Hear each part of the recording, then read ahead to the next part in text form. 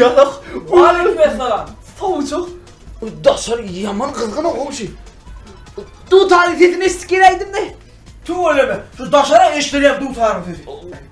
Daşar ne o komşular yatıran o var. Uy. O işliye.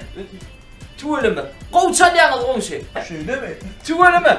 Sizin kalkanıdım, dedegidim, 3 arkanıdım, 7 arkanıdım, 9 arkanıdım. Du tarça tuğleme size de veriliptir de. Bu şu mana verildi da du tarifeti olma. Ve şu aydım aytacağını da siz komşu. Kulağımı pamak tıkayıp dinleyecek böyle çıkartacağını da şu pamak edeceğim. Şeyle orkava aytacağını da. Aydım aytacağını da. Tuğleme. Yaman duygulandırıcı aydımlar aytacağını da. Uy komşu. Ha. Bu dile geldi de bir aydım ayıp vereyim mi? Yo şu an gerek yapmış. Çay başında aydat bu nefi koşkudan geldiğini da o kapı sen asıl şu koşuyla mani tamam okta ben koşuyor. Koşular mani yok mu? Mani koşkular geldiğini.